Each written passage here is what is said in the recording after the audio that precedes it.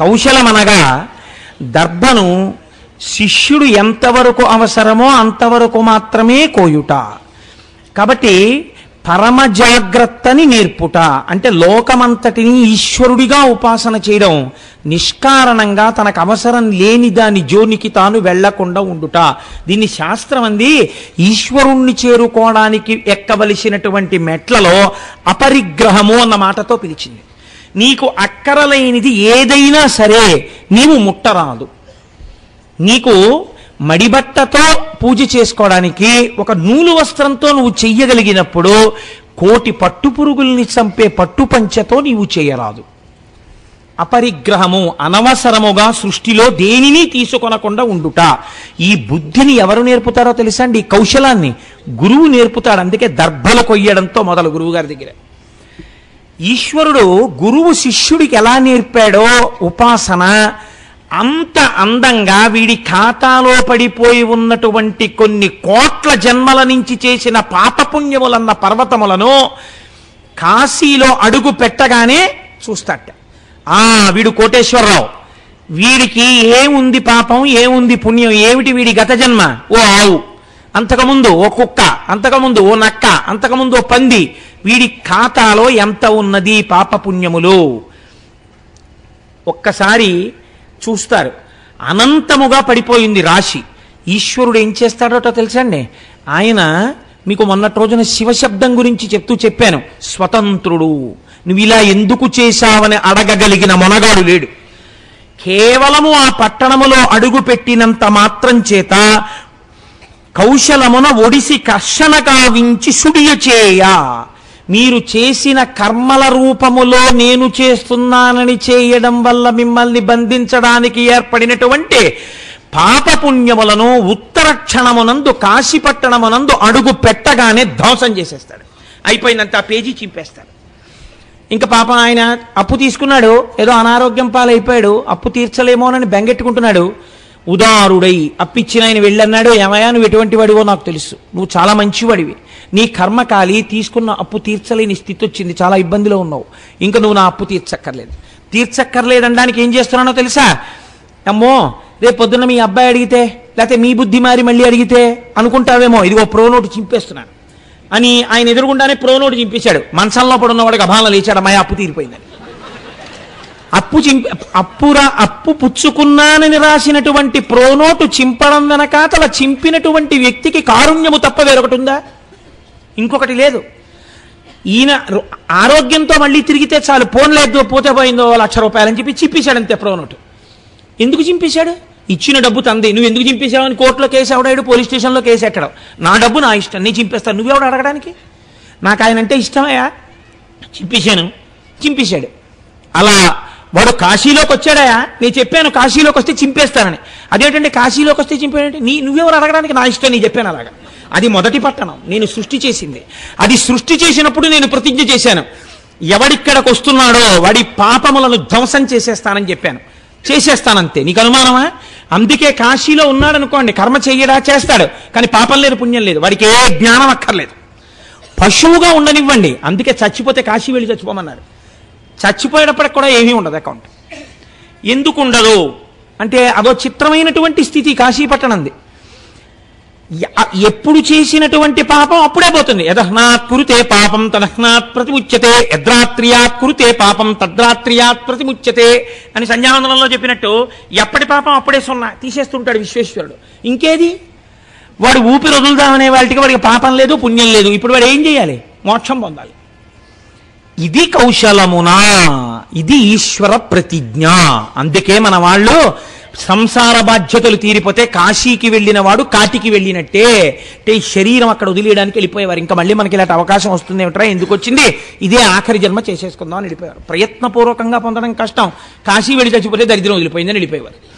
కాబట్టి కడు అసత్కర్మముల నెల్ల కౌశలమున ఒడిసి కర్షణ కావించి సుడియ చేయ, కాశీయను పేరు చెంది విఖ్యాతమయ్యే 5 క్రోసుల బరగొన అయ్య భవభూమి. దాన్నే 5 క్రోసుల నగరంగా మహానుభావుడు పరమేశ్వరుడు తీర్చిదిద్దాడు. ఇయంచ శుభదాలోకే కర్మనాశకరీమత మోక్ష ప్రకాశికా కాశీ జ్ఞానదా మమ సుప్రియా. దీన్నే మూలంలో అందమైన మాటతో వ్యాఖ్యానం చేశారు. ఇయంచ శుభదాలోకే, ఆయన పేరే శివ. శివ అంటే శుభమును చేయువాడు. ఎటువంటి శుభం చేస్తున్నాడు? ఇవాళ జ్ఞానమిచ్చి శుభం చేస్తున్నాడు. ఏమా జ్ఞానము ఎలా వెడుతుంది మీరు చూద్దురు గాని కాశీపట్టణం గురించి. కర్మనాశకరీమత, అక్కడ చేసినటువంటి కర్మల వలన జన్మించినటువంటి పాపపుణ్యములన్నీ దగ్ధమవుతున్నాయి. మోక్ష ప్రకాశిక కాశీ, మోక్షమును ప్రకాశింపచేసినది కనుక కాశీ. జ్ఞానదా మమ సుప్రియ, అది జ్ఞానమిచ్చేటటువంటి క్షేత్రము కనుక అది నాకు అత్యంత ప్రియమైనటువంటి పట్టణమైనది. ఇప్పుడు ఈ 5 క్రోసుల కాశీ పట్టణాన్ని సిద్ధం చేసి పరమాత్మ అన్నారు, పరమశివుడు ఇక్కడ తపించండి అన్నారు. అంటే మహానుభావుడు శ్రీహరి కూర్చుని అక్కడ తపస్సు ప్రారంభం చేశారు. ఆయన తపస్సు ఎంత గొప్ప తపస్సు చేశారంటే, ఆయన తపస్సు చేస్తున్నప్పుడు ఆయన శరీరమునకు పట్టినటువంటి చెమట కింద కూడా నీటితో నిండిపోయింది, ఒక్క కాశీ మాత్రమే ఉంది.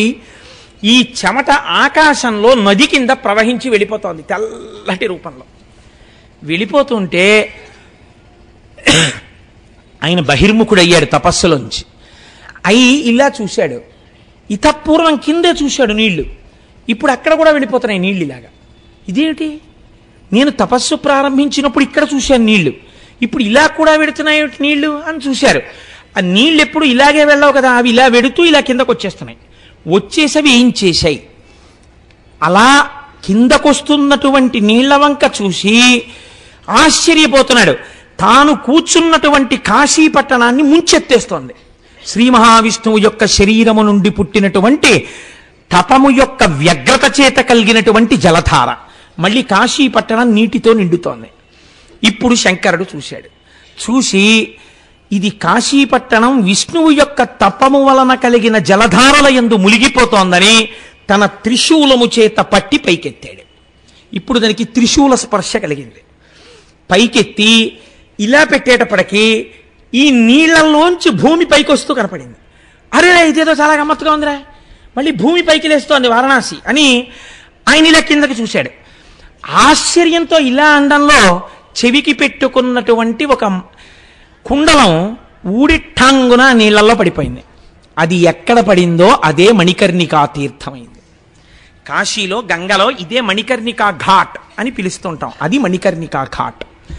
అక్కడ పైకెత్తాడు పరమాత్మ, త్రిశూలం మీద పైకెత్తి ప్రతిజ్ఞ చేశాడు. ఇప్పటి వరకు ఈ పట్టణాన్ని మాత్రమే సృష్టించాను, ఇప్పుడు చెప్తున్నాను.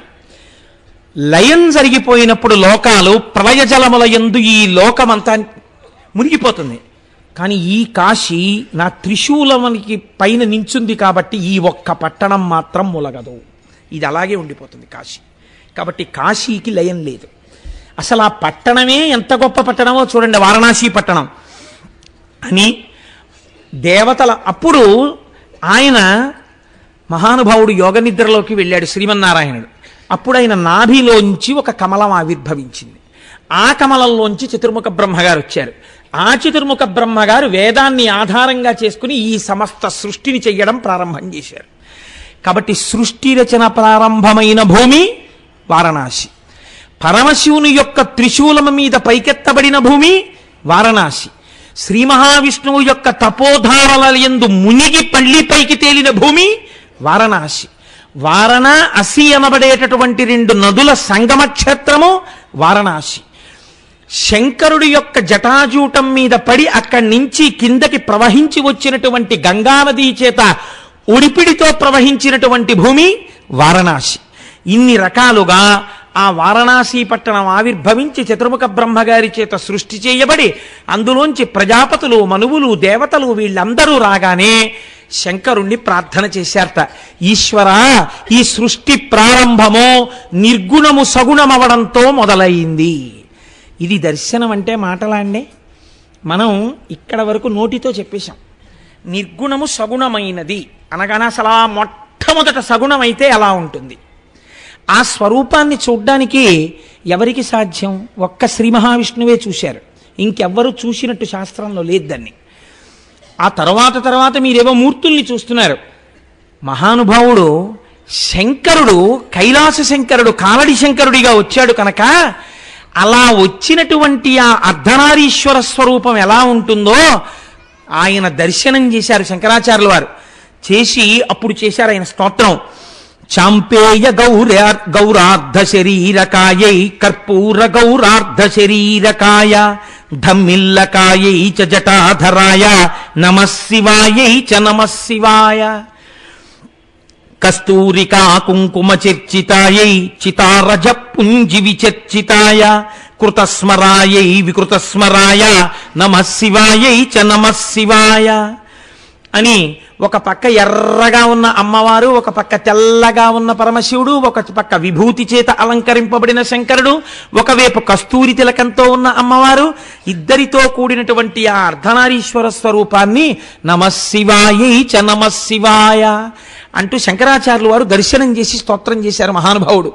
కాబట్టి ఇప్పుడు అమ్మవారందిట దేవతలందరూ ప్రార్థన చేస్తే సృష్టి నీ వల్ల ప్రారంభమైంది కాబట్టి విశ్వమునకు ఈశ్వరుడవు నీవు కనుక విశ్వేశ్వర నామంతో విశ్వమునకు నాథుడవు నీవు కనుక, రెండు నామములు. ఈ సృష్టి అంతా ఆయనది, ఆయన ఏమైనా చెయ్యగలడు. ఆఖరణ మళ్ళీ తనలోకి తీసుకోగలడు. తన డబ్బండి, తన ఇష్టం తీసేసుకుంటాడు.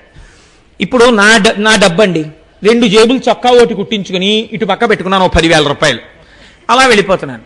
కాసేపటికి నా పుర్రెలో ఏదో బుద్ధి ఉంటుంది, ఈ 1000 రూపాయలు తీసి 1000 రూపాయలు ఇటు ఎట్టుకున్నాను. అదేమిటండి కోటేశ్వరారు, కుడి జేబులోంచి తీసి ఎడం జేబులో పెట్టుకున్నారు, తప్పు కదా అని మీరు అంటారా? నా ఇష్టమయ్యా అంటారు. ఇక్కడ తీసి ఇక్కడ ఎట్టుకుంటాను.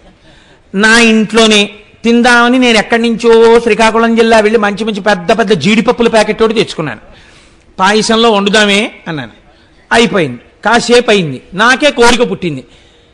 ఏదో రమణ మహర్షి గురించి చదివాను, పాపం 4 చీమలు తింటాయి అని 5 జీడిపప్పులు తీసి చీమలకు పడేశాను. అదేంటే అక్కడి నుంచి తెచ్చి జీడిపప్పు చీమలకి వేసావు? నా ఇష్టం, నాకు చీమలకి పెట్టాలనిపించిందండి, పెట్టాను. కాబట్టి తనదైన వస్తువును తనలోకి ఎవడు తీసుకోగలడో వాడికి లయకారుడని పేరు. మీరు చాలా జాగ్రత్తగా గుర్తుపెట్టాలి. అందుకే అమరకోశం ఈశ్వర శబ్దాన్ని శివుడికి వాడింది. తనది కాని వస్తువు తనలోకి ఎలా తీసుకుంటాడండి? ఎవడు సృష్టికి హేతువో వాడే తనలోకి తీసుకుంటున్నాడు. కాబట్టి విశ్వమునకు ఈశ్వరుడవు నీవు. పుట్టడానికి వెళ్ళిపోవడానికి మధ్యలో ఉండడం స్థితికాల లక్షణం. కాబట్టి ఉండడం కూడా ఆయన అనుగ్రహం. 3 మూర్తులకు 3 లోకములకు 3 కాలములకు మూలమగుచు భేదమగుచు తుది కభేదమయ్యొప్పారు బ్రహ్మమనగ నీవే పాలనయన అన్నారు పోతన గారు. కాబట్టి ఇప్పుడు సృష్టికర్త, స్థితికర్త, ప్రళయకర్త ఆయనే. అటువంటి శంకరుడు ఈ సృష్టికంతటికి ఈశ్వరుడయ్యున్నాడు కనుక విశ్వేశ్వరుడయ్యున్నాడు. కాదు, నాథ శబ్దము భర్తని సూచిస్తుంది. భర్త అంటే ఆయనకే చెందినవాడను ఒక భావన. ఒక స్త్రీ ఒక వ్యక్తిని భర్త అని పిలవాలంటే 6 లక్షణాలు ఉండాలి అని చెప్పింది శాస్త్రం. ఆయనకే చెందినదానను, ఆయన చేతనే భోగింపబడుట, ఆయన చేతనే రక్షింపబడుట, సర్వ కార్యక్రమములు ఆయన యొక్క ప్రీతి కొరకు, ఆయన యొక్క అభ్యున్నత కొరకు చేయుట, ఆయనతో కలసి ఉండుట మాత్రమే సుఖముగా భావించుట, ఆయన నుంచి విడువడుటయే తన దుఃఖమని భావన చేయుట. ఈ 6 ఏ స్త్రీకి ఏ పురుషుడి పట్ల ఉంటాయో ఆ స్త్రీకి ఆ పురుషుడు భర్త. ఇప్పుడు ఈశ్వరుడితో మీరు ఈ భావన పెంచుకుని ఈశ్వరుడితో కలుస్తున్నారు కాబట్టి నది సముద్రంలో కలిసినట్టు అందరూ ఆయనలోకే కలవాలి. కలవకుండా ఎవరైనా మిగిలిపోతే చిట్ట చివర ఒరే మీరు నన్ను పొందలేరు, నేనే మిమ్మల్ని పొందేస్తానని మైనం ముద్ద నల్లపూసల మధ్యలో దొల్లి తనకు అంటించుకున్నట్టు మహాప్రళయంలో తానే అందరినీ తనలోకి తీసేసుకుంటాడు. దాని యందు కూడా కారుణ్యమే. కనుక ఇప్పుడు ఏమైంది? ఆయన విశ్వనాథుడు, ఈయన విశ్వేశ్వరుడు. ఒక్క శబ్దమే, ఒక్క పరమాత్మ స్వరూపమే. ఒకటి మీకు అన్నీ ఇవ్వగలదు, సృష్టి చేయగలదు, స్థితి చేయగలదు, లయం చేయగలదు. ఇంకొకటి మీరు ప్రయత్నపూర్వకముగా చేరవలసినది, దాని కొరకు మాత్రమే ఉపాసన. ఈశ్వరుడి కొరకు ఉపాసన, ఇంకొక దాని కొరకు ఉపాసన అన్న మాట లోకంలో లేదు. కాబట్టి ఇప్పుడు ఆయన విశ్వనాథుడు. ఆయన అక్కడ శివలింగ రూపంలో విశ్వేశ్వరలింగంగా, విశ్వనాథలింగంగా కాశీపట్టణంలో ఆవిర్భవించాడు. అందుచేతది స్వయంభూలింగమైనది. ఇప్పుడు ఆయన అలా అవతరిస్తే అమ్మవారందిట, అమ్మవారే కదండి, మహాకారుణ్యమూర్తి. ఆయనకంతా తొందర, సృష్టి అంటే చేసేశారు. ఇప్పుడు సృష్టికి హేతువుని చూపించారు, అంతమంది బిడ్డలు పుట్టేశారు. ఇప్పుడు వీళ్ళందరూ ముందు పుట్టగానే దేనికి ఏడుస్తారు? కుయ్యోని ఏడ్చేది అన్నం కోసం ఏడుస్తారు. ఈయన గౌరవం నిలబెట్టద్దు. చూడండి, మహా సంతోషం ఉన్నటువంటి వ్యక్తి ఎవరి మాట కాదనలేనివాడు అందరికీ మాట ఇచ్చేస్తాడు. అయ్యో మీ ఇంట్లో ఉపనయనం అంటే తప్పకుండా వచ్చేస్తాను రేపు పొద్దున్న. ఇంకోళ్ళు వచ్చి పిలుస్తారు, పెళ్లి కొడుకుని చేస్తాను, తప్పకుండా వస్తానండి మీ ఇంటికి. ఇంకోళ్ళు వచ్చి అయ్యా మా ఇంట్లో ఏదో రేపు పొద్దున్న గుమ్మం ఎత్తుతున్నారండి, మీరు ఒక్కసారి వస్తే సంతోషం, తప్పకుండా వచ్చేస్తానండి. ఇంతలో గోపాలకృష్ణ గారు వచ్చి నీ మొహం ఇచ్చామని సాయంకాలం ఉపన్యాసానికి వచ్చేస్తానండి 6:30కి, కాబట్టి అన్నింటికీ వచ్చేస్తానంటాడు. అప్పుడు ఇవన్నీ ఎవరు వింటుంటారు? వంటింట్లో ఆవిడ విని రేపు పొద్దున్న 6ంటికి పలహారం చేసేయండి అంటాడు. అదేంటి 6ంటికి పలహారం ఎందుకే అంటే, మీరు వెనక్కి ఇంటికి రావడానికి అసలు టైం ఎక్కడుంది? ఎన్నింటికి ఇచ్చేశారు దానకర్మలు? కాబట్టి ఆఖరి మజిలీ తర్వాత నన్ను అలా ఆఫీసులో వదిలి మీ ఆఫీస్కి మీరు పోదురు కానీ పదండి అంటుంది. 6ంటికి పెట్టేస్తాను, ఏం చేస్తా ప్రారంభం 4:30కి లేచి పలహారం చేస్తాను, నైవేద్యం పెట్టుకు తినేయండి అంటుంది. తాను పరమజ్ఞాని, ఆయన గబగబా సృష్టి చేశాడు. ఇప్పుడు ఈ సృష్టి నిలబెట్టడానికి అన్నం ఎవరు పెట్టాలి? వైష్ణవి ఆవిడే, నారాయణి ఆవిడే. కాబట్టి ఇప్పుడు ఆవిడట అడిగితే పెట్టింది అమ్మ ఎందుకు అవుతుంది? ఏడవగానే పెట్టింది అమ్మ అవుతుంది కదండి.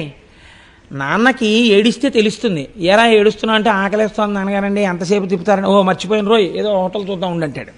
అమ్మ అలా కాదు. అమ్మ నాన్నగారితో కలిసి తీర్థయాత్రలకు వెళ్ళిన బిడ్డలకి తెలుస్తుంది ఈ విషయం.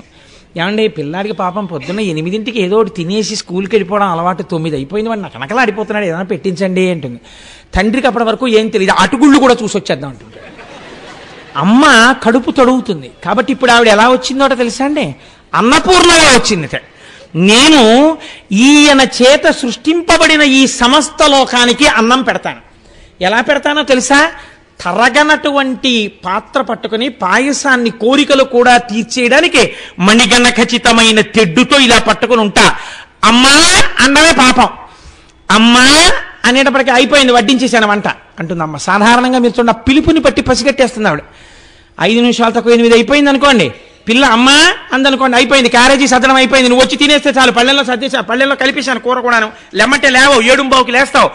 లేచింది ఆలస్యంగా పిల్ల, దానికోసం పప్పు అన్నం కూడా కలిపి పెట్టేది అమ్మ, కంగారు పడుతూ చెమటలు కక్కుతూ. ఈయనేమో పూజ సంధ్యావందనం, అక్కడ కూర్చుంటాడు, ఫోన్లు వచ్చేవాళ్ళు వెళ్ళేవాళ్ళు, పిల్ల 7:15కి లేస్తుంది, తాపత్రయం అంతా ఆవిడిది. కాబట్టి నిర్వహణ కోసమని అన్నం పట్టుకుని వచ్చింది కారుణ్యమూర్తి అయి మా అమ్మ. అమ్మ ఆవిర్భావం చూడండి ఎంత గొప్ప క్షేత్రమో ఆ కాశీ. పరశివశక్తియుం తనదు భర్త శివుండట విశ్వభర్తనారగడు దివ్యలింగమయి వాసము చెందుట చూచి తాను సంబరమున అన్నపూర్ణయను భాస్వరనామము దాల్చి చేరి శంకరు కెలనన్ వసించే మునికాంతలెరింగి చలంగి పొంగగాన్. ఎంత గొప్ప పద్యాలు వేసేశారండి మహానుభావుడు. పరశివశక్తియుం తనదు భర్త శివుండట విశ్వభర్తనారగడు దివ్యలింగమయి వాసము చెందుట చూచి తాను సంబరమున అన్నపూర్ణయను నామము.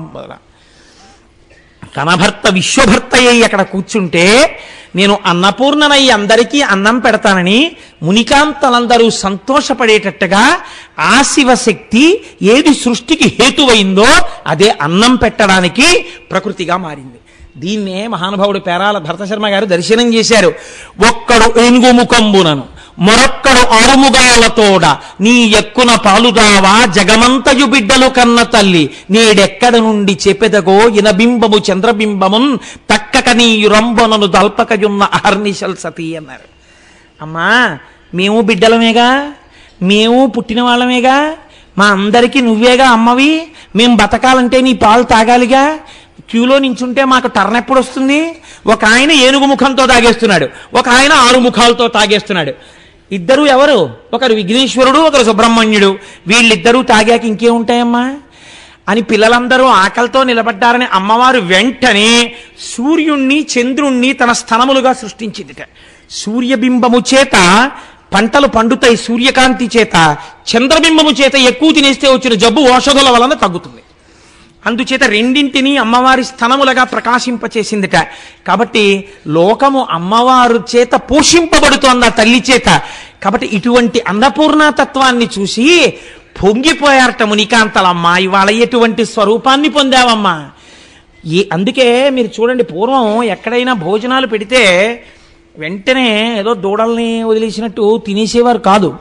ఒక్కసారి కూర్చుని నిత్యానందకరీ వరాభయకరీ సౌందర్యరత్నాకరి నిర్ధూత కిల ఘోర పావనకరీ ప్రత్యక్ష మహేశ్వరి ప్రాళేయాచల వంశ పావనకరీ కాశీపురాధీశ్వరి భిక్షాం దేహి కృపావలంబనకరీ మాతా అన్నపూర్ణేశ్వరి అనేవారు. ఎవరో ఒకరు పెద్దలు ఉంటారు సభలో, అయ్యా ఒక్కసారి ఒక్క పద్యం పాడండి అనేవారు. అంటే వారు ప్రారంభంలో ఒక్కసారి నిత్యానందకరీ వరాభయకరీ అని వారు పాడితే, ఇప్పటికీ ఎన్నో మఠాల్లో అన్నదానం జరిగే చోట గోడల మీద ఈ అష్టకం ఉంటుంది. శంకరాచార్య కృతం అండి, మహానుభావుడిది. ఆయన ఆ అష్టకంలో కనీసం ఒక్క పద్యం చదివి, ఒక శ్లోకం చదివి, అమ్మా ఇది నువ్వు పెట్టిన అన్నమమ్మా అని తింటే ఎంత, అమ్మకి ఏం కావాలండి ప్రపంచంలో? అమ్మ 10,000 రూపాయల పట్టుపంచి అడగదు, పట్టుబట్టు అడగదు, అమ్మా అన్న పిలుపు అడుగుతుంది అంతే. మీరు చూడండి, అమ్మ దగ్గరికి వెళ్ళి అమ్మ బాగా ఎక్కువ కాలం బతకడానికి హేతు ఏమిటో తెలుసా అండి? అమ్మా అమ్మా అమ్మా అమ్మా అని 10 మాటలు పిలవడమే. కడుపున పుట్టిన బిడ్డ ఎవ్వరైనా సరే అమ్మని అమ్మా అమ్మా అమ్మా అని 10 మాటలు పిలవకపోతే అమ్మని అమ్మ ఆయుర్దాయం తగ్గించిన వారే ఆ బిడ్డ. ఆవిడ ఏం అడగదు మిమ్మల్ని. ఆవిడ అడిగితే ఒకవేళ నిజంగా అటువంటి తత్వం ఉంటే ఆ దోషం ఆవిడితో ఉంటుంది. అలా అనడానికి శాస్త్రం ఒప్పుకోదు. కుపుత్రోజాయే తత్కచిదపి కుమాతాన భవతి. కానీ మీరు మాత్రం అమ్మా అమ్మా అమ్మా అమ్మా నోరారా అనవలసిందే. ఆ మాట అమ్మ ఆయుర్దాయాన్ని పెంచుతుందండి. అంత బిజీ డాక్టరు ఐవీరావు గారు తెల్లవారకట్ట వాళ్ళ అమ్మగారి దగ్గరికి వెళ్ళి మంచం మీద కూర్చుని, అమ్మా లేచావా, అమ్మ తిన్నావా, ఇవాళ బూర్లు వండారమ్మా తిను అంటే, ఏం తింటాను రా, షుగరు అంటే, నేను ఉండగా నీకేటమ్మా, తినే 2 బూర్లు ఇంజక్షన్ చేసేస్తాను. రావు గారి మాటలకి బతికారు వాళ్ళ అమ్మగారు చాలా కాలం. అది సంస్కారం అంటే. కాబట్టి అమ్మా అని అనగలగాలి. నీ శరీరము అన్నవికారము. ఆ తల్లి శార్వాణి అయి నీకు అన్నం పెడుతోంది, పంట పండిస్తోంది. నా స్వామి అనుగ్రహం చేత అగ్నిహోత్రుడు పాచకుడై నీకు అన్నం వండాడు. నువ్వు తినేటప్పుడు ఒక్కసారి అన్నపూర్ణ అనకుండా తింటే నువ్వు కృతజ్ఞుడమైపోయావు. ఈ మాట చెప్పడానికి కూడా భయం వేస్తుంటుంది. ఎందుకంటే అంతకు పూర్వం అంతా ఇలా చెప్పకుండా తినొచ్చేస్తూ ఉంటుంటాం. ఒక్కొక్క రోజున వచ్చిన గొడవ వచ్చేసి మళ్ళీ ఇది సభలో చెప్పాలంటే కొంచెం భయంగా ఉంటుంటుంది. కాబట్టి మనం ఇది ఒక మంచి అలవాటు చేసుకుంటే మళ్ళీ మన పూర్వవైభవం వస్తుంది. ఏదీ లేకపోయినా కృతజ్ఞత మీరు ఒక అలవాటు చేయండి. మీ ఇళ్లలో శుభకార్యాలైనప్పుడు మొట్టమొదటి పంక్తి యందు మీరు పుస్తకం పట్టుకుని నిత్యానందకరీ వరాభయకరీ ఈ శ్లోకం వచ్చినా మీకు రాకపోయినా ఒక్కొక్క మాట చెప్తాం, మీరు చెప్పి అన్నం తినండి, మీరు చెప్పి అన్నం పెట్టడం ప్రారంభం చేయండి. లోకంలో అనావృష్టి లేకుండా అందరికీ అన్నపానాలు దొరుకుతాయి. కాబట్టి ఆ అన్నపూర్ణ అమ్మవారు వచ్చి 10 మందికి అన్నం పెట్టడానికి అక్కడ వెలిసిందిట. సరే, ఇంకా గంగ అంటారా? గంగే భవాంగపతి తంతోయం పవిత్రమితి పస్పృశు అన్నారు వాల్మీకి మహర్షి రామాయణంలో. శంకరుడు యొక్క శరీరమును తాకి కింద పడింది కాబట్టి గంగకంత పవిత్రత వచ్చింది. ఎదర మీరు గంగావతరణం ఓ రోజున వింటారు. మొట్టమొదట గంగ అవతరించినప్పుడు అందులో స్నానం చెయ్యలేక నీళ్లు తీసి చల్లుకోగానే పాపాత్మలు పైకి వెళ్ళిపోయారు. పైనుంచి స్నానాలు చేయడానికి కిందకొచ్చారు. ఇదో పెద్ద షటిల్ సర్వీస్ కింద తిరిగింది లోకం అంతా. కాబట్టి అటువంటి గంగ వారణాసి పట్టణంలో ప్రవహిస్తోంది. మీరు ఒక్కటి చూడండి, మనం ఒక మాట అంటుంటాం, కాశీ గంగ అంటాం. ఎవరైనా గంగ పట్టుకొచ్చారనుకోండి, ఏమిటండి ఇది అని అడిగారు అనుకోండి, కాశీ గంగ చెంబండి అంటారు. ఏమండి కాశీ గంగ ఎందుకు తేవాలి? హరిద్వార్లో గంగ లేదా? ఋషికేశ్లో గంగ లేదా? లేకపోతే ఇంకా మీరు పైకెడితే కేదార్నాథ్ అక్కడ కూడా గంగ ఉంది కదా. ఆ గంగని పిలవకుండా మీరు కాశీ గంగ తెచ్చామని కాశీ గంగ అన్న మాట ఎందుకంటారు మీరు? దానికి ఏమైనా శాస్త్రంలో మర్యాద ఉందా? లేకపోతే ఉత్తినే ఏదో అనాలి కాబట్టి కాశీ వెడితేనే గంగా స్నానం చేస్తుంటాం కాబట్టి ఎక్కువ కాశీ గంగ అంటుంటారా? కాదు. కాశీ ఉత్తరాన పుట్టి దక్షిణానికి ప్రయాణం చెయ్యడం మొదలుపెట్టి వారణాసి క్షేత్రం వరకు దక్షిణాభిముఖంగా వచ్చింది. వారణాసి పట్టణంలో ఉత్తరాభిముఖమైంది. మళ్ళీ మనం కూడా సృష్టిలో భగవంతుడి నుంచి విడివడి జీవస్వరూపంతో పుట్టడం, చావడం, మళ్ళీ దక్షిణ దిక్కుకి ఊరికి శ్మశానం ఉంటుంది. శ్మశానంలో కలిసిపోవడం, మళ్ళీ పుట్టడం, మళ్ళీ శ్మశానం వైపుకి ఎడుతూ ఉండడం, ఉత్తరానికంటే మళ్ళీ పుట్టడానికి ఎడుతూ ఉండడం, మళ్ళీ దక్షిణానికి ఎడుతూ ఉండడం, ఇలా తిరుగుతున్నాం. ఈ తిరగడం అన్న చక్రము ఎప్పుడు ఆగుతుందంటే మీరు ఈశ్వరాభిముఖులైనప్పుడు ఆగిపోతుంది. ఇంకా అదే ఆఖరి జన్మ. కాబట్టి గంగ కాశీలో ఉత్తరానికి తిరిగింది. అందుకని కాశీ గంగ పరమ పుణ్యప్రదం అనడానికి కారణం ఇది, ఇంకొకటి హేతువు కాదు. కాశీ గంగా అనడానికి ఇది కారణం. గంగ ఎక్కడున్నా గంగే. అందుకనటువంటి కాశీలో ఉన్నటువంటి గంగయందు స్నానం చెయ్యడానికి మనసు వివ్విళ్ళూరనటువంటి వాడు ఉండడు. శంకరాచార్యులు వారి యొక్క జీవిత చరిత్రలో ఒక మాట రాస్తారు. శంకర భగవత్పాదులు మొట్టమొదట వారణాసి క్షేత్రానికి వెళ్ళి కాశీలో గంగలో స్నానం చేయడానికి అడుగులు వేస్తున్నారట. వేస్తుంటే గంగా తరంగములు ఎంతో సంతోషంగా ముందుకొచ్చేయట. ఎందుకని? ఆనాడు ఎవరు తల మీద పట్టి ఇంత పవిత్రం నన్ను చేసి లోకము యొక్క పాపములు కడగడానికి కావలసిన శక్తిని కటాక్షించాడో వాడిప్పుడు లోకమునకు మర్యాద నేర్పడం కోసమని చెప్పి నివృత్తి మార్గాన్ని ఉపదేశం చెయ్యడం కోసమని ఒక గురువుగా వచ్చి వాడే నా యందు స్నానానికి వస్తున్నాడని పొంగిపోయిందట ఆ రోజున గంగా తరంగాలు. అటువంటి గంగ చంద్రశేఖరులు ఎన్ని మాటలు స్నానం చేశారో, ఎంతమంది యతులు చేస్తారో, ఎంతమంది సన్యాసులు చేస్తారో, ఎంతమంది పండితులు చేస్తున్నారో, ఎంతమంది మహాపురుషులు చేస్తున్నారో అటువంటి గంగ యందు మనం కూడా స్నానం చెయ్యగలగడం జీవితంలో అదృష్టహేతు. ఆ గంగ గురించి ఒక మాట చెప్తారు. కాశీ గంగ గురించి ఉవ్విళ్ళూరి కాశీలో గంగా స్నానానికి వెళ్ళాలి, గంగా స్నానానికి వెళ్ళాలి, గంగా స్నానానికి వెళ్ళాలి అనుకుని అనుకుని అనుకుని వెళ్ళలేక, జీవితంలో వెళ్ళడానికి మార్గం దొరకక ఇక వెళ్ళలేనన్న స్థితి వచ్చేసినటువంటి వాడు కన్నుల నీరు కారుతుండగా అయ్యో గంగా స్నానానికి వెళ్ళలేకపోయానని ఆ గంగా స్నానంబునకే గంగా లేని మనుజుడెంత యుధమితో ఓ గంగా గంగాయని సాగంగా బాయగలడు సర్వాఘములన్. కాశీ గంగకి శక్తి ఉంది. నేను కాశీ వెళ్ళలేకపోయాను, విశ్వేశ్వరుణ్ణి చూడలేకపోయాను, కాశీలో గంగలో స్నానం చెయ్యలేకపోయాను అని బెంగ పెట్టుకుని అదే పనిగా అయ్యో అయిపోతోంది ఆయుర్దాయం, నేను వెళ్ళలేకపోయానని ఆ గంగా స్నానంబునకే గంగా లేని మనుజుడెంతయు దమితో బాధతో ఓ గంగా గంగాయని సాగంగా. మనిషి సాగిపోవడం అంటే విపరీతమైన కోరికతో గంగా గంగా గంగా గంగా అని మనసులో పరితపించిన వాడికిట బాయగలడు సర్వాఘములన్. అలా పరితపించిన వాడు గంగలో స్నానం చేసినటువంటి ఫలితాన్ని ఇచ్చి పాపాలు తీసేస్తారట. ఇది గంగ గొప్పతనం, కాశీ గంగది. మీరు వెళ్ళి స్నానం చెయ్యక్కర్లేదు, ఒంట్లో ఓపికుండి కూడా ఈ శ్లోకం చెప్పమని కాదు. ఏ కారణం చేతనో కాశీ వెళ్ళలేకపోయి ఇక ఈ శరీరముతో నేను కాశీ వెళ్ళలేననేటటువంటి స్థితి అనుకోకుండా ఏర్పడిపోతే అలా పరితపించిన వాడికి గంగా స్నాన ఫలితం ఇచ్చి పాపాలు తీస్తారన్నారు.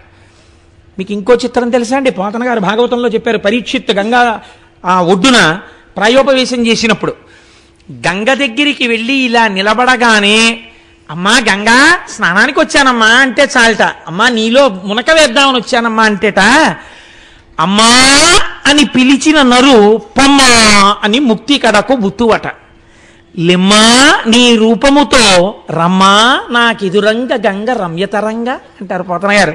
నాకెంత ఇష్టమో ఈ పద్యం అంటే. నిజంగా పరీక్షిత్ అంటాడు ప్రయోపవేశం చేసే ముందు అమ్మా అని పిలిచిన నరు పొమ్మా అని ముక్తి కడకు బుత్తువట.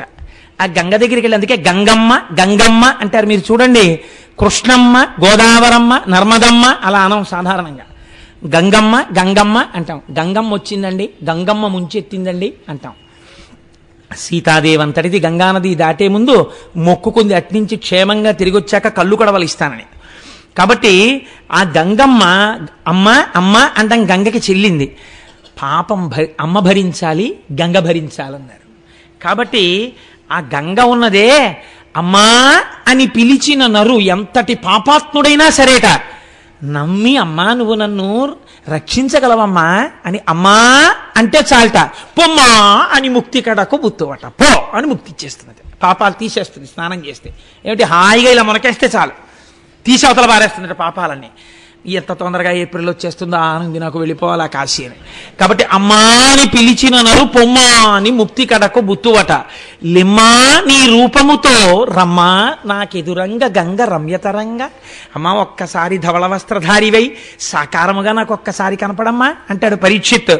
కనుక భగవద్గీత కించిదిధీత గంగాజల్లవ కణికా పీత సకృతపియేన మురారి సమర్చ క్రియతే తస్య యమేన న చర్చ అన్నారు మహానుభావుడు శంకరాచార్యులు వారి భజగోవిందంలో.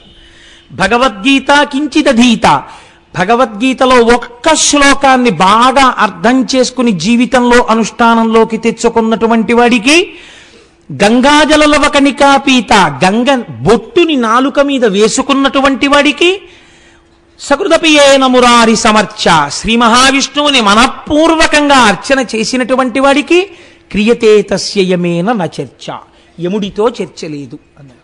ఎందుకుండదు? అసలు వాళ్ళు రారు కాబట్టి. వాళ్ళు వస్తే ఏమిటంటే భయంకరమైన రూపాలు చూసి రా రా అంటే నేను బాబాయ్ నేను రానంటాడు. చక్కగా శివపార్షదులో విష్ణు పార్షదులో వచ్చారనుకోండి, ఎంత ఆనందమో, ఆనందంతో వాళ్ళని చూస్తుండడంలోనే వాళ్ళతో కలిసిపోతాం. కాబట్టి చర్చ లేదంటే మోక్షం పొందుతాడు అని. కాబట్టి ఆ గంగా స్నానం అంత గొప్ప గంగా స్నానం. అసలు చిత్రం ఏమిటంటే భారతీయుడిగా పుట్టినటువంటి ప్రతివాడు ఒక్క కోరిక కోరుకుంటాడు, నా శరీరం పడిపోయిన తరువాత ఈ అస్థికలు గంగానదిలో నిమజ్జనం అవ్వాలని కోరుకుంటాడు. నాకైతే అనిపిస్తుంది అసలు ఈ భారతదేశంలోనే కాదు, ఎక్కడెక్కడ చనిపోయినటువంటి ఎన్ని కోట్ల మంది యొక్క అస్థికలు గంగానదిలో నిమజ్జనం అవుతున్నాయో. నేను ఒకసారి ఆశ్చర్యపోయానండి. నాతో చాలామంది ఉన్నారు. నేను త్రయంబకంలో గౌతమీ నది ఒడ్డున నిలబడి చూస్తుంటే పిడతతో తీసుకొచ్చి ఒక ఆయన తండ్రి గారివో తల్లి గారివో అస్థికలు కలుపుతున్నారు. నా పక్కన యాదృచ్ఛికంగా బహుశా పరమశివుడే అలా నిలబడి ఉంటాడు, ఒక సైంటిస్ట్ ఒక ఆయన నిలబడి ఉన్నారు. నేను యథాలాపంగా నా పక్క వాళ్ళతో ఇలా కలుపుతారు కదా, ఈ నది పరివాహక ప్రాంతం కింద ఎన్ని ఎముకలు నిలబడిపోయి ఉంటాయో, తొందరగా కరగవు కదా ఎముకలు అని ప్రస్తావన చేస్తుంటే ఆయన నాతో ఒక ఆశ్చర్యకరమైన విషయం చెప్పారు. ఈ విషయంలో ల్యాబొరేటరీస్లో టెస్ట్స్ అయ్యాయండి. గంగా జలాలకి త్రయంబకంలో ఉన్న గోదావరి జలాలకి ఒక శక్తి ఉంది, ఎముకని కూడా అతి తొందరగా కరిగిపోయేటట్టు చేసేస్తాయి. ఎముకలు కరిగిపోతాయి ఇక్కడ నీళ్ళల్లో, ఏమి శక్తో తెలియదు. అసలు కల్మషం అన్నది ఉండదు. ఎప్పుడు ఎన్ని అందులో కలిసిపోతున్నా గంగే. మీరు చూడండి, మన ఇంట్లో నీళ్ళు సీసాతో 4 రోజులు పెట్టండి, కంపు వస్తాయి. గంగను తీసుకొచ్చి డబ్బాలో ఎన్నాళ్ళు పెట్టండి, వాసన రాదు. ఏమిటో ఆ శక్తి, ఈశ్వర శక్తి నిజంగా జలాలకి. అందుకే ఈ దేశం ఆపో వాయుదగం బ్రహ్మ, నీటిని బ్రహ్మంగా పూజ చేసిందండి. ఇప్పుడు వచ్చిన నీరు మీరు ఏమిటి, ఎప్పటి నుంచో నీటిని పరబ్రహ్మంగా ఉపాసన చేసింది ఈ లోకం. భారత జాతి దేన్ని కూడా అనుభవైకవైద్యమైన వస్తువుగా చూడలేదు, అన్నింటినీ పరబ్రహ్మంగా చూసింది, నీటిని ప్రత్యేకించి ఆదరించింది. అందుచేతనే అటువంటి గంగా భగవద్గీత కించిదిధీత గంగాజలలవ కణికా పీత సకృతపియేన మురారి సమర్చ క్రియతే తస్య యమేన న చర్చ. శాస్త్రంలో ఒక మర్యాదతో కూడిన మాట చెప్తారు. భార్య అంటే ఏమిటండి? శాస్త్రంలో భార్య అంటే దానికి అత్యంత ప్రాధాన్యత కలిగినటువంటి మాట ఒకటి చెప్తారు. భార్య అనగా పురుషుని విశ్రాంతి స్థానము. ఎంత గొప్ప మాట చూడండి. బయట ఎంత అలిసిపోయి ఎన్ని ఇబ్బందులు పడి ఇంటికి రానివ్వండి, ఆవిడ్ని చూడగానే, ఆవిడ ముఖం చూడగానే, ఆవిడ లాలనలో, ఆవిడ పాలనలో, ఆవిడ ఇచ్చిన ఓ గ్లాసుడు కమలాపల రసంలో, ఆవిడ అనునయమైన వాక్యముల యందు పురుషుడు విశ్రాంతి చెంది బతుకుతాడు, టెన్షన్లన్నీ పోగొట్టుకుని. ఆవిడే గయ్యాళై నీ అంత చేతకాని మొగుడని ఎదురు తిరిగితే భర్తని చంపుకు తిన్న పాపం ఉన్న పెళ్ళం అది. అంటే పురుషుడి విశ్రాంతి స్థానం భార్య. ఆయన ఏదో పొరపాటు చేస్తే ఏం పర్వాలేదు, ఈశ్వరుడున్నాడు, మీరు బెంగ పెట్టుకోకండి, మీరు రక్షింపబడతారు, ఎందుకంత బెంగెట్టుకుంటారు అని మాట్లాడినది భార్య. కాబట్టి పురుషుడికి భార్య విశ్రాంతి స్థానం. విశ్రాంతి స్థానం కనుక ఆయన మనసు గెలుచుకున్న స్థానం. భార్య అంటే పురుషుడి యొక్క అనురాగ స్థానం. ఆయన అనురాగం అంతా ఎక్కడుంటుందంటే ఆవిడ యందు మాత్రమే ఉంటుంది. నివర్తయ మనోమర్త స్వజనే క్రియతామనః అంటుంది సీతమ్మ. అనురాగమన్నది మనసులోంచి ఉద్భుతము కాగానే భార్య జ్ఞాపకానికి రావాలి. అనురాగ స్థానము భార్య. ఈ రెండు భార్య యందు ఉంటాయి. అందుకే అసలు స్త్రీకి ఈ జాతి వేసినంత పెద్దపీట ఎవరేశారండి?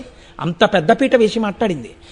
కాబట్టి అనురాగమును, పరమశివుడికి అనురాగం ఏమిటి? ఆయన మహానుభావుడు, గొప్ప జ్ఞాని. అటువంటి అనురాగాన్ని, ఆయన అనురాగాన్ని 4 చూరగొన్నాయిట. అందుకే శాస్త్రంలో అంటారు శివుడికి 4 భార్యలు ఉన్నారన్నారు. అదేమిటండి శివుడికి 4 భార్యలు ఏమిటన్నారు?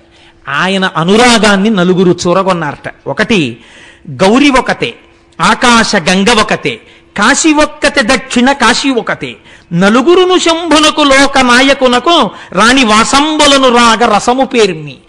రాగరసం చేత, అనురాగం చేత, ప్రేమ చేత ఆయన యొక్క హృదయాన్ని చూరగొనడం చేత ఈ నలుగురు భార్యాస్థానాన్ని పొందారట. ఎవరు? గౌరి ఒక్కతే. ఆ అమ్మ పేరు చెప్పకపోతే ఇంకేమైనా ఉందా? ముందు గౌరీదేవి. మీరు విందురుగాని ఎదరా ఎందుకు అసలు గౌరీనామం వచ్చిందో, పెళ్లిళ్లలో గౌరీ తపస్సు ఎందుకు చేస్తారో చెప్తాను విందురుగాని. గౌరి ఒక్కతే, ఆకాశ గంగ ఒకతే. పక్కన ప్రవహిస్తున్నటువంటి ఆ గంగ అంటే శంకరుడికి అంత ఇష్టంట. కాశీ ఒక్కతే, తన చేత నిర్మింపబడిన కాశీపట్టణం అంటే ఆయనకు అంత ఇష్టంట. అందుకే వ్యాసుణ్ణి చెప్పించాడు. కాశీ ఒక్కతే, దక్షిణ కాశీ ఒకతే, దక్షారామం అంటే ఆయనకు అంత ఇష్టంట. మన అదృష్టం అండి, ఒక్క అరగంట వెళ్ళిపోతే దక్షిణ కాశీ వెళ్ళిపోతాం. దక్షారామం అంటే ఆయనకు అంత ఇష్టంట. శ్రీనాథుడు చెప్పాడు మహానుభావుడు. దక్షిణ కాశీ ఒకతే, నలుగురును శంభునకు లోక నాయకునకు రాణి వాసంబులను రాగ రసము పేర్మి. ఆయన యొక్క అనురాగాన్ని చూరగొన్న వాళ్ళవడం వల్ల ఈ నలుగురు ఆయనకి భార్యలయ్యారు. మీరు చూడండి, ఇందులో ఒక గమ్మత్తు ఉంటుంది. వ్యాసుడు మహాజ్ఞాని, వేద విభాగం చేశాడు, 18 పురాణములను ఇచ్చాడు. కాశీ మోక్షపురి. అంతటి కాశీ పట్టణంలో పెద్దలైన వారు ముందు నడువడిని చూపిస్తే వెనకనున్న వాళ్ళకి అలవాటు అవుతుంది. కాబట్టి వ్యాసుడిని అటువంటి పరీక్షకి నిలబడగలిగినటువంటి వ్యక్తిగా విశ్వేశ్వరుడు నమ్మాడు. నమ్మి ఒక 7 రోజుల పాటు ఆయనకి అన్నం దొరకకుండా చేశాడు. 7 రోజులు అన్నం దొరకలేదు. అన్నం దొరకకపోతే ఇంత వ్యాసుడికి అక్కసు పుట్టింది. ఈ క్షేత్రంలో అన్నం దొరకలేదు, 7వ రోజు మిట్ట మధ్యాహ్నం అయిపోయింది. వెనకాతల 300 మంది శిష్యులు ఉన్నారు. అయ్యో, శిష్యులు నకనకలాడిపోతున్నారు. ఈ కాశీపట్టణంలో అన్నం దొరకలేదు కనుక తనని అవమానించడం కన్నా తన భార్యను అవమానిస్తే పురుషుడికి కోపం వస్తుంది. నాకు కాశీలో అన్నం దొరకలేదు కాబట్టి కాశీని శపిస్తానన్నాడు ఆయన. ఇది చిత్రం. కాశీ ఎవరిప్పుడు? ఆయన నలుగురి భార్యల్లో ఒకరు. ఆయన అనురాగస్థానం పరమేశ్వరుడికి. కాశీ జోలికెడితే ఊరుకుంటాడండి ఈశ్వరుడు. కాబట్టి ఆయన ఇప్పుడు చేతిలో శాపజలాల్ని పట్టుకుని, ధనము లేకుండెదరు 3 తరములందు, 3 తరములు చెడుగాక మోక్షలక్ష్మి, విద్యలను 3 తరములు వెడలరాయు పంచజనులకు కాశికా పట్టణమున. కాశీలో ఎవరుంటారో వాళ్ళకి 3 తరాలు డబ్బు లేకుండా పోతుంది. కాశీలో 3 తరాల వరకు మోక్షం రాకుండా పోతుంది. కాశీలో 3 తరాల వరకు విద్య లేకుండా పోతుంది. కాశీలో ఉన్న వాళ్ళకి, కాశీలో ఉన్న వాళ్ళు ఎవరైనా సరే ఇదే గతి పడుతుంది అన్నాడు. అప్పుడు ఏమవుతుంది? కాశీలో ఉన్న వాళ్ళందరూ వెళ్ళిపోతారు. కాశీ అంటే పండిత స్థానం అండి. అటువంటి కాశీ నిర్జనం అయిపోతుంది. ఇటువంటి శాపాన్ని ఇవ్వబోయాడు. చేతిలోకి నీళ్లు పట్టుకున్నాడు. పట్టుకునేటప్పటికీ గభాలన తలుపులు తెరుచుకున్నాయి ఒక ఇంటివి. అందులోంచి ఒక 50 సంవత్సరాల స్త్రీ పసుపచ్చటి ముఖంతో, విజయవాడ కనకదుర్గమ్మ ఎలా ఉంటుందో అలా ఇంత బొట్టు పెట్టుకుని ఇలా చెయ్యెత్తేటప్పటికి చేతుల గాజులు కనకనలాడుతుండగా, పారాణి పెట్టుకున్న పాదాలతో పసుపచ్చటి పట్టుచీర కట్టుకుని బయటికి వచ్చి పక్కనే ఉన్నటువంటి వేరొక యవ్వనంలో ఉన్న చెలికెత్తె మీద భుజం మీద చెయ్యి వీసి, ఒక్కతే పరపురుషుడితో మాట్లాడకూడదు కనుక ఆవిడంది నోరు తెరిచి, భిక్షలేదని ఇంత కోపింతూరయ్యా, కాశికాపట్టణము మీద కనినేయ. కనినేయ అంటే కన్యకు పుట్టినవాడు, సత్యవతీదేవి కుమారుడు. కాశికాపట్టణము మీద కానికేయ, కారణజన్ముడివి, నీకింత కోపమా అన్నం పుట్టలేదని? నీ మనశుద్ధి తెలియంగ నీలకంఠుడు ఇంత చేసను కాక కూడేమి బ్రాతి. నీ మనశుద్ధిని లోకానికి తెలియజేయడం కోసమని నీలకంఠుడి పరీక్ష పెట్టాడు. తట్టుకోలేకపోగా కాశీపట్టణాన్ని శిపిద్దాం అనుకుంటున్నావా? ఎంత అమాయకుడివయా వ్యాసుడా నువ్వు! శ్రీ విశాలాక్షి బంగారు త్రెడ్డునందు అమృతపాయసమసగున అభ్యాగతులకు కాశికాపురి మధ్యాహ్న కాలమనగా వినియు నెరుగవే ఆతిథ్య వేళలందు. ఏం వినలా వ్యాసా నువ్వు? మధ్యాహ్నం అయ్యేటప్పటికి కాశికాపట్టణంలో ఉన్నటువంటి ప్రతివాడికి విశాలాక్షి అయి ఇంతంత కళ్ళతో పిల్లలు అన్నంతో ఉన్న ఆకలితో ఉన్నారేమో అని చూడ్డానికి వచ్చింది అన్నపూర్ణ. ఇక్కడ పెద్ద పెద్ద కళ్ళతో చూసి బంగారు తెడ్డుతో అన్నం పెడుతోంది మధ్యాహ్నం. ఎక్కడ ఏ రూపంలో పెట్టినా అమ్మవారి పెడుతోంది కాశీలో. అటువంటి అన్నపూర్ణ వెలిసిన క్షేత్రంలో అన్నం దొరకకపోతే ఇది ఈశ్వరుడి యొక్క పరీక్ష అన్న ఆలోచన నీకెందుకు రాలేదయా? కాశీని శపిద్దాం అనుకున్నావా? బుభుక్షిత కిన్న కరోతి పాపం. ఆకలితో ఉన్నవాడు ఏ పాపమైనా చేసేస్తాడనడానికి నువ్వే ఉదాహరణయా వ్యాస. కాశిపై కోపగింపక కాదు నీకు ఎంత కోపించునో ఇంత కిందుమౌళి విప్రణవుగాన నేరము వెతుకతగదు భిక్ష కొని రమ్ము మాటలు పెక్కులేలా. బ్రాహ్మణుడవయ్యా, నీ మీద నేను నిందారోపణ చేసి నువ్వు చేసింది మంచా చెడా చర్చ చేయకూడదు. దా లోపలికి. ఇటు అన్నం లేదని కదా నువ్వు ఇంత బాధపడిపోతున్నావు. వెళ్ళు, ఒక్కసారి గంగానది ఒడ్డుకెళ్ళి స్నానం చేసేసి మధ్యాహ్న కాలంలో చెయ్యవలసిన సంధ్యావందనం చేసి శివలింగానికి అభిషేకం చేసుకుని నీ శిష్యులతో రా, అన్నం పెడతాను అంది. ఏమిటి ఇంత మంచి ధీటిగా చెప్తోంది ఈవిడ, అన్నం పెడతానని ఇంతమంది శిష్యులతో. పెడుతుందా అనుమానపడ్డాడు ఆయన. సరే, ఇన్నాళ్ళకి పెడతానన్న మనిషి దొరికింది. వెళ్ళాడు, గంగా స్నానం చేశాడు, సంధ్యావందనం చేసుకున్నాడు, అభిషేకం చేసుకున్నాడు, తిరిగి వచ్చాడు. శిష్యులతో కలిసి వచ్చాడు. లోపలికి రమ్మంది ఆవిడ. అందరూ వచ్చి కూర్చున్నారు. పాత్రలు పెట్టారు. అన్ని పాత్రలు పెట్టేశారు. పరిశేచనానికి నీ చేతిలో ఔపోసన నీళ్లు పోసేస్తున్నారు.